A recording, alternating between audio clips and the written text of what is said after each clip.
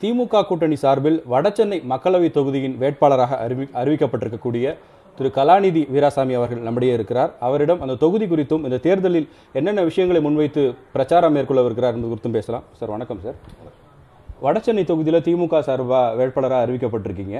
அந்த தொகுதியில் எந்தெந்த பிரச்சனைகளை நீங்கள் தீர்ப்பேன்னு சொல்லியும் அதே போல் எந்த விஷயங்களை முன் வச்சு மக்களை சந்திக்க போகிறீங்க?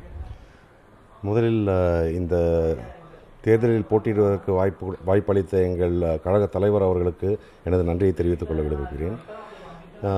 இந்த வடசென்னை அப்படின்றது நான் அங்கே இருக்கும் ஒரு மருத்துவமனையில் ஒரு சுமார் 10-15 ஆண்டு காலம் நான் அறுவை சிகிச்சைகள் செய்து கொண்டிருக்கிறேன் இருந்தேன். இப்பொழுது எனக்கு அங்கிருந்து இந்த டாக்டர்ஸ், பேஷண்ட்ஸ் இவர்களின் அனைவரும் அங்கே இருக்கும் பிரச்சனைகளை பற்றி சொல்லியிருக்கிறார்கள். அதாவது அந்த சுகாதார குறைச்சல், மாசு சுத்தம் இல்லாமல் இருப்பது, அதே போல் அங்கே இந்த டிரான்ஸ்போர்ட் லாரிஸ் அதனால் ஏற்படும் பிரச்சனைகள், அது நிறைய தூசு வருது அப்படின்றதெல்லாம் சொல்லியிருக்காங்க. ஸோ இந்த மாதிரி பிரச்சனைகளை நான் ஹேண்டில் பண்ணுவேன். அதே போல் குடிநீர் பிரச்சனை, அதாவது குடிநீரும் கழிவு நீரும் கலக்கிறது என்று அவ்வப்போது பிரச்சனைகள் வருகின்றன. அதை சரி செய்ய வேண்டும். அதே போல் electrification, underground electric cables, அதாவது எல்லாமே வெளியிலேயே இருக்குது. அதனால் சில பர்ன்ஸ், அதாவது அதை பட்டு எலக்ட்ரிக் ஷாக் ஆகி அது மாதிரிலாம் பேஷண்ட்ஸ் நானே கூட பார்த்துருக்கேன் நான். ஸோ இதெல்லாம் நம்ம தீர்க்க வேண்டிய விஷயங்களாக இருக்குது. நீண்ட காலமாக திமுக வெற்றி பெற்ற ஒரு தொகுதியாக இருந்தாலும் கூட கடந்த தேர்தலில் அதிமுக அந்த தொகுதியில் வெற்றி பெற்றிருக்காங்க. ஸோ இந்த தடவை நீங்கள் மக்களை சந்திக்கிறதும் சரி, இந்த தேர்தலை எதிர்கொள்றதும் சரி, என்னென்ன சவால்கள் உங்களுக்கு அங்கே இருக்குது?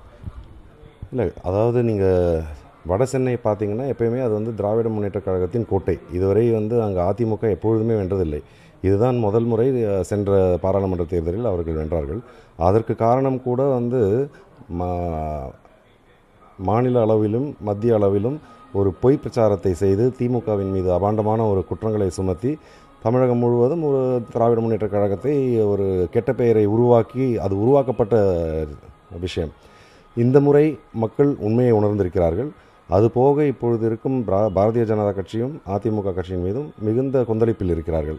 அதனால் திராவிட முன்னேற்ற கழகத்திற்கு தமிழ்நாட்டில் அனைத்து தொகுதிகளிலும் வெற்றி பெறுவதற்கான வாய்ப்புகள் பிரகாசமாக இருக்கிறது. நான் சொல்வது பாராளுமன்றம் மற்றும் 21 இடைத்தேர்தல், சட்டமன்ற இடைத்தேர்தல்களிலும் வெற்றி பெறுவதற்கான வாய்ப்புகள் பிரகாசமாக இருக்கின்றன. நீங்கள் வெற்றி பெற்று வந்தால் உடனடியாக செய்யக்கூடிய 3 விஷயங்கள்லாம் அந்த தொகுதிக்கு என்ன பண்ணுவீங்க? நான் வெற்றி பெற்று வந்ததற்கு அப்புறமா என்ன விஷயங்கள் செய்யணும் அப்படின்றது கட்சியின் தலைமையிடம் விசாரித்து அவர்களுடைய அனுமதி பெற்று அதைத்தான் நான் செய்ய முடியும். சில விஷயங்கள் உடனே செய்ய முடியவாக இருக்கும். சில விஷயங்கள் பொறுத்திருந்து செய்ய வேண்டும். இப்பொழுது அங்கே சென்னையில் இருக்கும் குப்பை கூடங்கள் அனைத்தும் 70% அங்கே தான் டம்ப் பண்ணுறாங்க. அதை டம்ப் பண்ணி அதை எரிக்கிறாங்க. அதனால் கூட நிறைய பிரச்சனைகள் இருக்குது. அது முதல்ல சரி பண்ணணும் தான் நான் என்னுடைய பர்சனல் ஒப்பீனியன். பட் அது எந்த அளவுக்கு சாத்தியம், அது எப்படி பண்ணுறது அப்படின்றதெல்லாம் எங்கள் தலைமையில் பேசி மேலும் அரசாங்கத்திடம் பேசி எந்த அளவுக்கு செய்ய முடியும் என்பதை பொறுத்திருந்து பார்ப்பேன். அதே போல் குடிநீர், இதை முதலில் சரி செய்ய வேண்டும். அதாவது கழிவு நீர் குடிநீரில் கலப்பது என்பது இமீடியட்டாக செய்ய வேண்டிய விஷயம். மற்றபடி அந்த டேங்கர் லாரிஸ், அதனால் வரும் மாசு, ஸோ மாசு கட்டுப்பாடு, இதுதான் முதல் இதுவாக இருக்கணும் அப்படின்றது என்னுடைய கருத்து.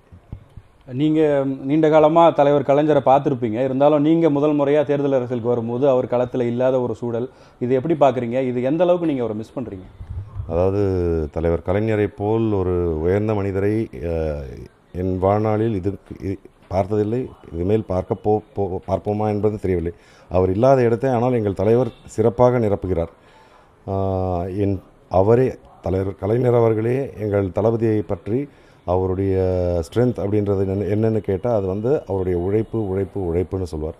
ஸோ அந்த உழைப்பால் அவரும் நன்றாக உயர்ந்து வந்து கொண்டிருக்கிறார்.